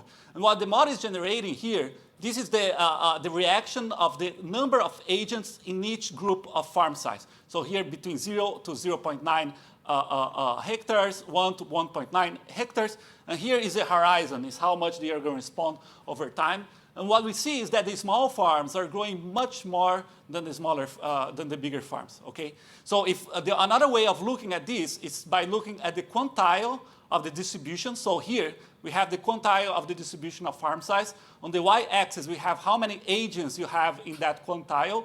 And this is generated by the model. Remember, in fact, two that I presented, that we have a larger number of farmers among the smaller farms. So this is one of the empirical patterns that our model is able to capture qualitatively. We are still not trying to match the data quantitatively in that sense.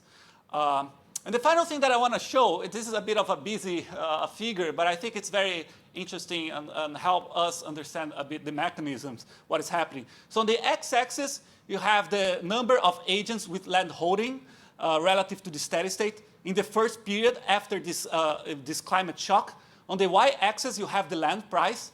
And every point here is a different shock to the economy, okay? So when you go here to this bottom right of the figure, this is dropping the TFP of the agricultural sector by 50%. Okay, so what happens here is that you have this temporary climate shock, TFP drops by 50%, the price of land drops because there are many small farmers who want to sell their land. But because this shock is temporary, this is actually an opportunity for outsiders to buy land because in the next period, there is an increase in the TFP. This is a temporary shock after all. So what you see is that as you go to the left-hand side of this figure, and when you have positive shocks, then you have the opposite. The price of land goes up in the first period. And what is important here is this temporary. The fact that if you have persistent shocks, the slope of this, quote-unquote demand curve from land is going to look very different. All right, so this is what we have so far. We have this new evidence on the impact of temperature shocks on land transactions and farm size distribution. We have some evidence that suggests the land sales act as a buffer against those temporary negative shocks. The mechanisms, as I mentioned, is that you have those farmers, there is smoothing consumption. Right now, we have the simplest model that can capture those things. We are thinking about how to incorporate, for example, subsistence consumption, credit markets, and other things that we might be interested in thinking about when we are going to when doing counterfactuals. In terms of next steps, hopefully we are going to be able to calibrate this over the summer. And then by the end of the summer, we can use a calibrated model to think about temperature shocks based on climate change, because you can look at the future and think about how climate change is going to change the frequency of those climate shocks. We can put that in the model and think about aggregate productivity and welfare implications of that. Okay, so this is what we have. Thank you very much.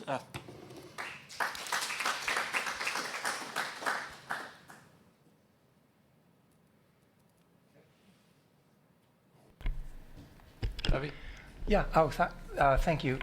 So super interesting paper. Sorry, I have several issues. So one is, I mean, okay, so temperature, why not precipitation? The other one is, so, you mentioned it at the very end of the presentation, but, so what's happening to land prices? I mean, if these are local shocks and everybody's selling at the same time, it seems to me that, these might be distress sales and sort of, fire sales where, the price might drop, and therefore land sale is not going to be a very effective strategy to smooth consumption, because you're selling at a time when you're, the land is very, is less valuable. So, I mean, I don't know what's happening with, with prices over time, but and then, so I guess you could exploit.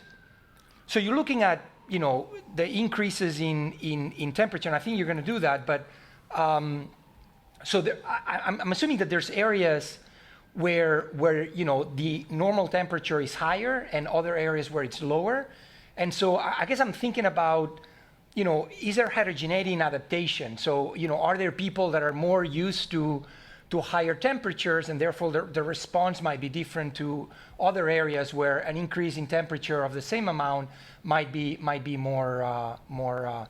I mean, again, I'm kind of puzzled that actually people resort to land sales to smooth consumption. I mean, it seems to me that land sales is like, you're selling a productive asset. I mean, it seems to me that should be the last resort. So yes, nobody has insurance. I mean, nobody has insurance anywhere, but I mean, sorry, in developing countries. But at least there should be there should be remittances. I mean, they should have access to other mechanisms. And then finally, sorry, one final point. So what's the distribution? So if I have 3 acres of land, I'm a farmer with 3 acres of land. I mean, is this consolidated? Do I have all the land in one plot, or I have 3 different plots? Because, clearly this is going to have implications for production. And, in your model, you're sort of abstracting from the number of plots and the fact that, land can be quite fragmented and quite spread apart. And so, yeah, so anyway, sorry, I think anyway, I'll shut up. You raised a lot of questions, I think. Yeah, I wrote down 5 points at least. So, they are all excellent, by the way. Can I just one quick question, just for actually as a curiosity for these next steps you say, right? And I guess when you talk about thinking about temperature shocks based on climate change in the future and these sort of things, I guess one thing you might want to, whether you try to consider this is this idea of agents anticipating, forward-looking agents eventually anticipating that based on what they've been observing that they're going to face more or less shocks, and as a consequence anticipating this selling choices.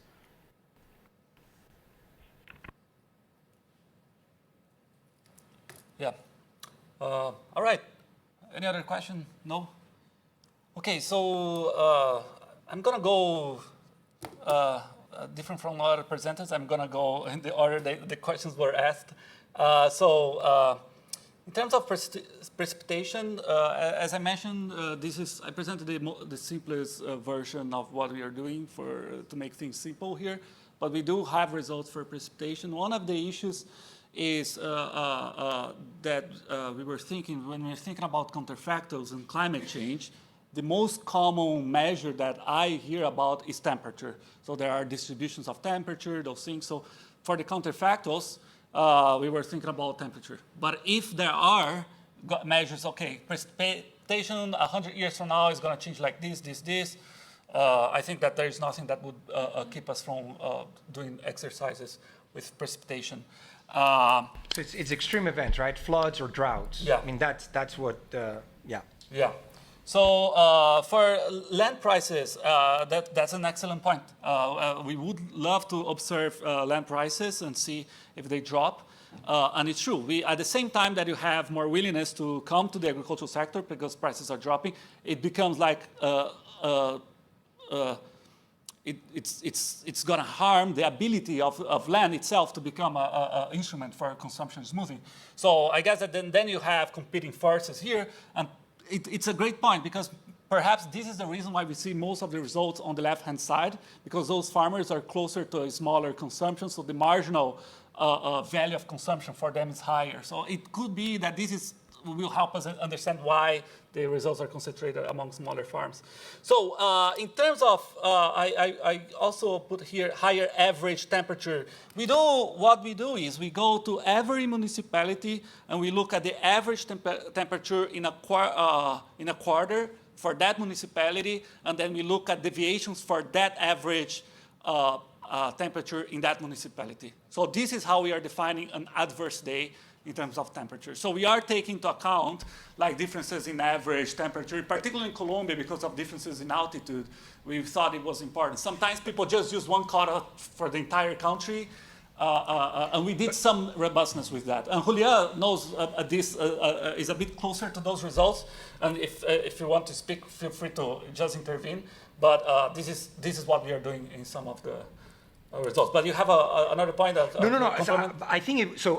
So that's fine. But I think it would also be interesting to see what happens in typically hotter places and colder places, right? I mean, is the response the same, right? So again, the idea being, if I'm used to hot temperatures, then an increase in temperature is going to make me maybe less likely to sell the land, right? So you should see maybe more sales concentrated in places that are perhaps less adapted. But again, I mean, it's an empirical question. It's an empirical question, yeah. What we do is extreme weather. So it could be above or below a cutoff. So anything that is too extreme is going to be part of our measure. And then you mentioned other mechanisms. Yes, so there are other mechanisms. And here, let me show you. I think that one evidence of that is this result itself. Here, farmers are not always selling the entire plot, so they are trying to selling partially, and importantly, they are mortgaging more. So so this is evidence that some credit markets are operating here.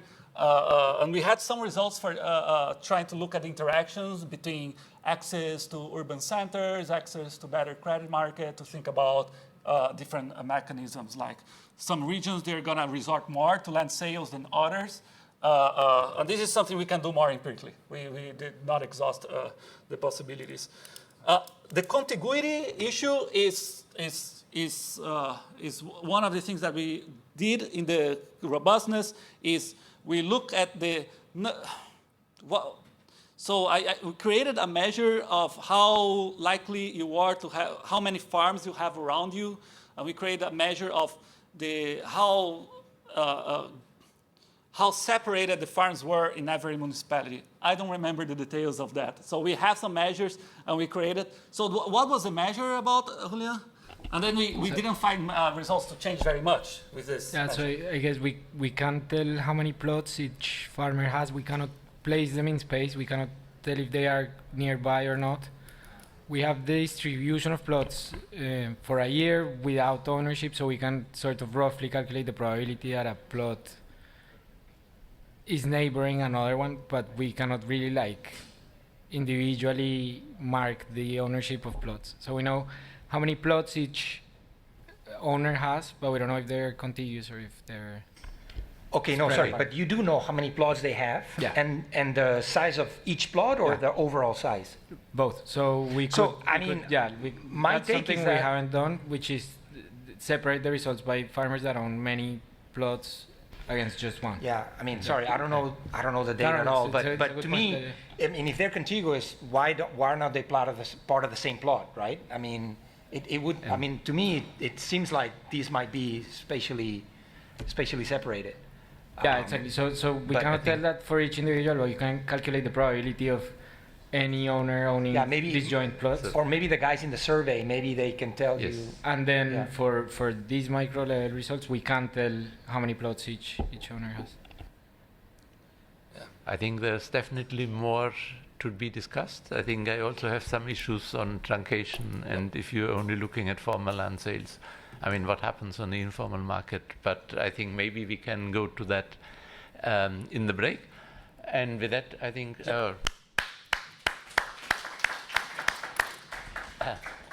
with that to Alessandro, who will tell us about negotiation and training. I can talk here.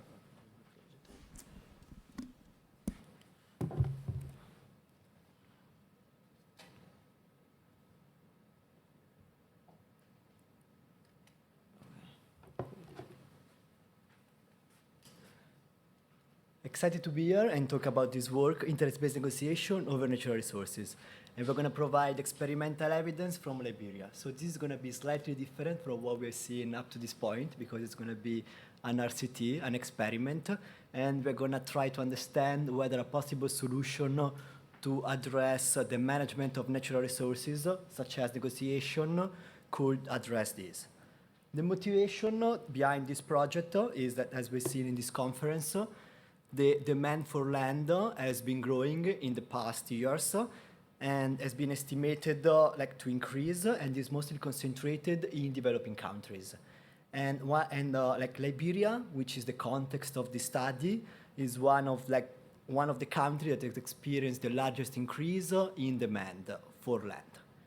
And in principle, the demand for land could be beneficial for those countries because it could provide new investment opportunities, and these investment opportunities could increase productivity, marketing integration, and also they could increase formal employment and tax revenues. And all of these comes, of course, with some complication that we've seen in this conference.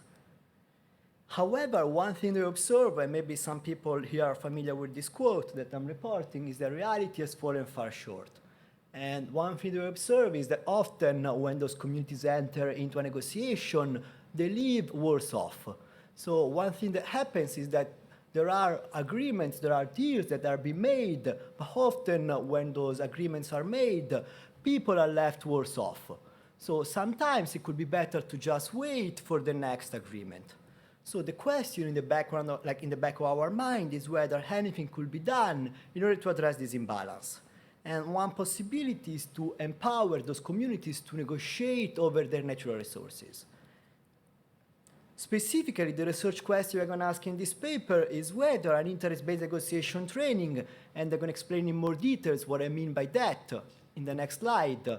And it's going to be quite interesting on how this approach that is usually taught in business schools around the world can improve negotiation outcomes of those communities. And then we're going to try to understand the mechanism behind this interest-based negotiation training and understand how this is improving negotiation outcomes for those communities. So let me delve into the experiment. So this is like a 12-hour training that we offer to local leaders in those communities in Liberia, and those are offered only to treated individuals. And what we teach is basically two skills. The first skill is based on the idea that often when people enter negotiation, they see this negotiation as a zero-sum game. So they just try to think about what they can gain from entering negotiation. So they just try to exploit whatever they can from their opponent. However, another possibility is that every time you are entering negotiation, you try to think about the reason why you are entering negotiation and the reason why your opponent is entering negotiation. And by doing that, you can find overlap between your reason why and your opponent's reason why, and come up with agreements that are win-win. So with agreements that are going to enlarge total pie, and for example, in this context, you can sell part of your land, but you're going to ask for employment opportunities for your community. The second skill we're going to stress is the importance of thinking about that side option. So it's the importance of thinking about what's going to happen if you simply walk away. So the idea is to think about the counterfactual. And we try to prime people to do this because one thing we observe is that when people enter negotiation, they just think about what they can lose. So they often enter into negotiation, they leave them worse off. So they're often pessimistic about the outside option. And then the last skill that we stress, so the third one, is the importance of a positive relationship. However, what we're going to do in this experiment is to focus the training mostly on skill 1 and skill 2. So the importance of coming up with agreements that are win-win, so agreements that are going to benefit both parties, and the importance of thinking about the outside option. So at this point, one thing I want to stress is that such training is going to work in a context where the communities have rights over their land. And on the top of that, we believe that this training is going to work in a context where those communities are trading with other investors that are not huge. So we don't think that this, one thing I want to stress is that this training is not going to work in a context where you have a large multinational that is going to come to this community and is going to buy up everything. or another context where this training is not going to work. It could be a context where like somebody comes with like violence and is going to take over your land. So in that case, negotiating is not going to help you to find like a proper solution. However, it's going to work in a context where you are trading with other investors of like medium, small size. So another thing I want to say before going to the experiment is that if interest-based negotiation is successful, then trainees are going to avoid two mistakes. So this is going to alleviate two constraints. So they're not going to fixate on finding an agreement. So they're not going to fixate on extracting the most from their opponent, but they're going to think about these win-win agreements. And on the top of that, if the training works, they're going to think about the counterfactual. So they're going to think about what's going to happen if they simply walk away. And when we're going to discuss the mechanism via mediation analysis and a simple structural model, we're going to try to evaluate via two methods which one of these two mechanisms is most important and how our intervention is improving outcomes. So like complicated slide on the assignment, but like the main takeaway is that we have 120 communities. 60 communities are assigned to the interest-based negotiation training and 60 communities are assigned to the control. And this is randomized. And this is done in May, June 2018. Then we go back to the field 6 months after and we collect very rich data from local leaders, from the community. We have data from like 5 community, like from 5 individuals in the community that we randomly pick. And this information are going to provide, and these questionnaires are going to provide information on self-reported land use and self-reported benefits that leaders are going and that the community is going to receive from entering agreements. Then we're also going to have some like lab in the field, some incentivized simulation, and they're going to describe these in a little bit more details, where an enumerator is going to play a game with one of the local leaders that is trained, and the idea is that those members are presented with some life scenarios where they have to negotiate over some natural resources that they own, and we're going to observe how they negotiate, and this negotiation is incentivized. And the incentives is going to be a payoff, it's going to be a function of their payoff. And finally, we're going to have an environmental assessment that is done by an enumerator that goes around the forest and collects information on forest use. And all of this is done 6 months after. So just a few words on the simulation that the community members are playing. So these are going to be 3 simulations, and they're going to last up to 10 minutes, with the reminder that they can always walk away if they don't like an agreement, so they don't have to accept any agreement. And the idea is that there is a third enumerator that is going to record information on the deals that are proposed. So we're going to have information on agreements that could have been reached but are not. And then we're also going to collect information on whether an agreement is reached and what kind of agreement has been reached. And finally, we have information on what kind of skills they are deploying when they're negotiating. For example, if they display anger, or another case, if they propose agreements that are going to leave both parties better off. So, going back to the first question, does interest-based negotiation training enable more effective negotiation? First thing I want to show you is like some 4 stages. So in this table, we are reporting information on treatment effects, standard deviation units, on whether the training improve the knowledge of individuals that are trained on what negotiation, interest-based negotiation is. So the first thing we can observe is that there is an improvement in the knowledge of negotiation. Indeed, individuals are more likely to correctly define interest-based negotiation and recognize win-win agreements. We also see that during this negotiation, they are more likely to deploy these interest-based negotiation skills. So they are more likely to propose agreements that are win-win and think about their upside option. And finally, we don't observe an improvement in the knowledge of interpersonal skills. actually we see a decrease that is not statistically significant, but probably this is because the target of, like the focus of the intervention was mostly on finding win-win agreements and thinking about that side option. So going to whether the training is successful, so one thing I want to stress again, that in the control group, 1 in 3 individuals enter into agreements that leave them worse off. So this is a real problem, that like there are deals that are made, but often they leave the communities worse off. And we see that in communities that are trained, individuals are more likely in the stimulation to achieve a positive surplus, and this is an increase by 6 percentage points, so 20% increase. And also we see that when they enter a negotiation and they reach an agreement, they also obtain a higher surplus. So this is not coming just from the extensive margin, but also it's coming from the intensive margin. So when they enter agreements, they also are able to come up with agreements that are win-win and are boosting the payoff for their payoff. Then the third slide, like the third result I want to show you today, is the effect on forest use, on real-world outcome. So in this case, what we do is to build an index of forest use that comes from self-reported information as well as from the environmental assessment. And what we observe is that 6 months after, there is a decrease in the use of the forest by external actors of 0.26 standard deviation.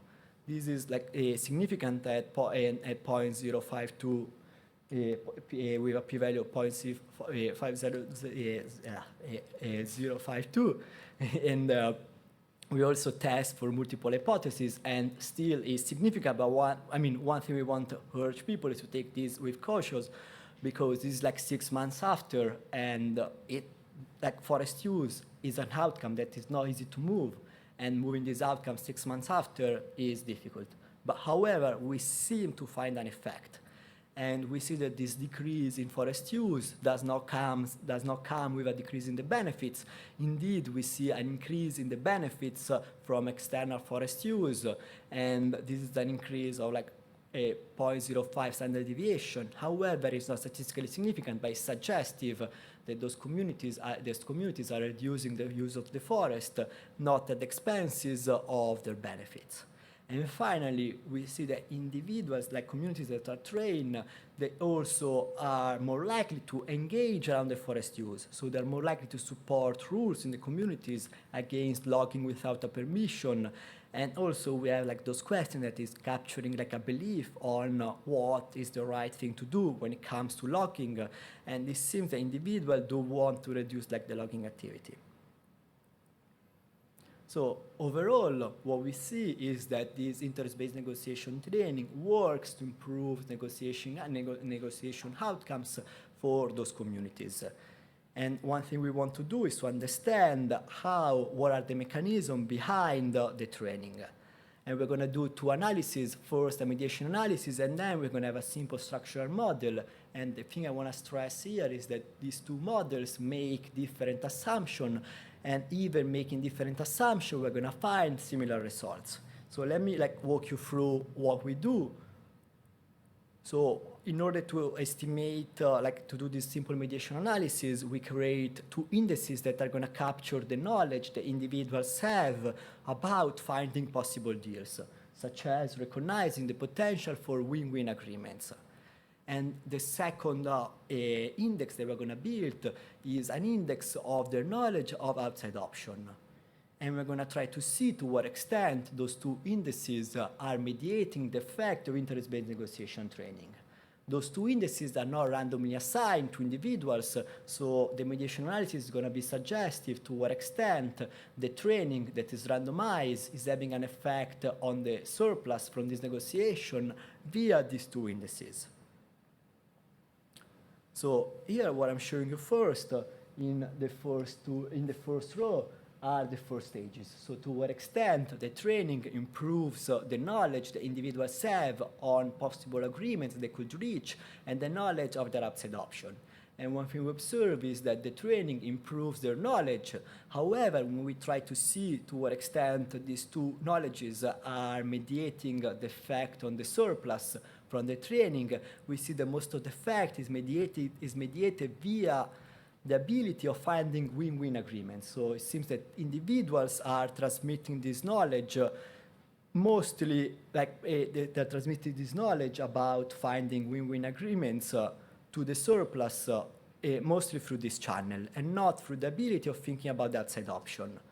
This could be for several reasons, and one possible reason is that maybe there is measurement error in those indices, and so there is attenuation bias. So what we do next is also to have a simple structural model that we estimate via the data from the simulation. So in this case, we're going to identify two parameters, and I'm not going to bore you with all the equations, but the idea is that we're going to identify the capacity of enlarging the total surplus and to what extent individuals are biased on their outside option. And we're going to do this by observing how individuals are playing the simulation. So the capacity of finding win-win agreements is identified out of the surplus that individuals can reach, and the identification we're going to use is via the experiment. On the other hand, the outside option, so to what extent individuals are biased about their outside option, is identified via the probability of accepting an agreement. So here, what I'm showing you in this table, in the first row, we have the results from the mediation analysis, and these are the same that I was showing you 2 slides ago. And in the second row, I have the estimates from the structural model. And one thing we observe is that the structural model suggests the individual are increasing the capacity to find win-win agreements. However, this is not having, however, it seems to make them more pessimistic about their upside option. So just to conclude, what I show you today is that an interest-based negotiation training that is boosting mostly 2 skills, the ability to find win-win agreements and the ability to think about your outside option, is improving negotiation outcomes for individuals in those communities in Liberia. We also see some effects on real-world outcomes, such as a decrease in forest use 6 months after. And when we try to understand the mechanism, we see that the interest-based negotiation training is mostly working by improving the ability of the individuals to come up with win-win agreements. However, is not improving their ability to think about their outside option. And we think that maybe in some future work, this intervention could be complemented with information on the value of their forest in order to help them understand better what's their outside option. But I'm going to stop here, and I'm very happy to take questions if there is any. Thanks.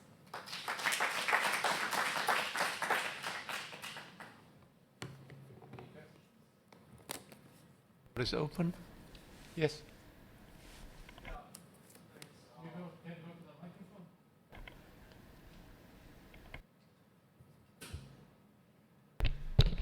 So who are these local leaders, and do you have baseline data to do heterogeneous analysis by leader characteristics, their baseline beliefs on, say, positive versus zero-sum, other characteristics? And then in the real world, who's in charge of the negotiation? Just the leaders, or is there some aggregation? What's the institution? Yeah, sorry. To follow up on this point. So, are these leaders elected, and does this training have implications for their ability to hold office or something? Also, so it's unclear to me what outcomes come from the simulation. So just playing these games, and so you have actual outcomes, on forests, which are very interesting. So I guess. So the forest, these are, you look at what happens 6 months after. The simulations, I guess, they're also played 6 months after or right after the training. So, is there any way for you to pick up if there's dissipation, these effects kind of dissipate or they actually increase because they use this training often and so they're better? So is there, are there time trends into these effects, and then just other measures on the, if you're training better leaders, does the community trust them more? I mean, is there overall conflict go down? Beyond the forest. I mean, are these guys better regarded? I mean, again, what's happening with the community? But yeah, interesting. Sorry, more a clarification. So I really found interesting your result on the real outcomes. So can you tell us a little bit more about who are these external actors and what you mean by benefits, what you actually measure there in your outcome table? Thank you. Those are great questions. So let me start with the first two that are connected. So let me tell you a little bit more on the local leaders. Probably I should have done that in the presentation, but time was limited. So local leaders, we try to have those are people in a position of power, and we try to achieve some gender diversity by also having the housewife or the wife of the local leader and teachers. And one thing, and we try to do heterogeneity given the characteristics of those leaders. We do not find any strong heterogeneity on education, age, and gender. So it seems that the training is improving out, is having an effect no matter who we are training. And then an important point is we did this training and we train local leaders. So one thing it could happen is that maybe local leaders are going to use this ability to negotiate with their community in order to extract resources from their community and become even stronger. And that was an important concern. So I don't think I have it here in the slides, but we have it in the paper. One thing that we do is also to collect data on 5 people in the community that we randomly pick, and we have information on to what extent they're happy with their leader, or to what extent decisions are shared within the community. And we try to look at this spillover, to what extent leaders are trying to extract resources from their community, and we don't see anything on that margin. So we were glad to see that those leaders, at least in this case, they try to make their community better off and are not try to extracting resources from their community. And another thing that you mentioned is on the surplus. So we collected data from this simulation 6 months after. So it's not just teaching to the test, and people could have forgotten how to play this negotiation. And an example that I particularly like of one of these negotiations to try to understand what this surplus is capturing is this scenario that is presented to the individuals where there are 3 lots of land. And one is a rocky lot that is not good for farming, and then you are approached by an external investor, and this investor wants to get some of your land in order to build a telephone tower. And then individuals have to find out what's the best allocation, what kind of agreements they can propose. So whether to sell the rocky land, or whether to rent some farming land, or whether to rent all the land, but adding some employment opportunities that are brought to their community. And we observe how individuals are negotiating over this possible outcome 6 months after, and then a value is assigned to each one of those plots. The third question, when it comes to the real-world outcomes, so we have this environmental assessment that is done by an enumerator that goes around with a tablet and records all the activities that are done in the forest. And this enumerator is provided with a map of the community. And then it goes around the community and the forest on its own, and it records information. On the other end, for the benefit measure, this measure is slightly worse because it's in a way self-reported, and it collects information on, for example, if there's been investment, if there has been investment from outsiders to what extent this investment has brought resources.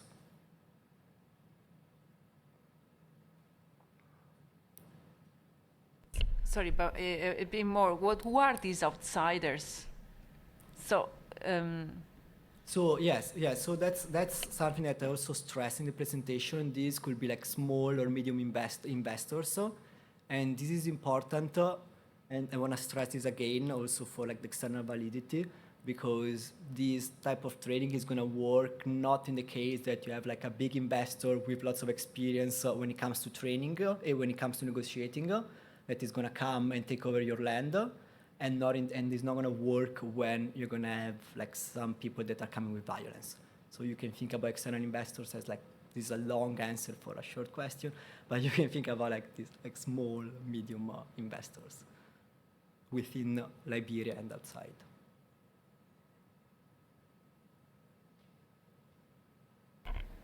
Okay, I think that is, thank you very much.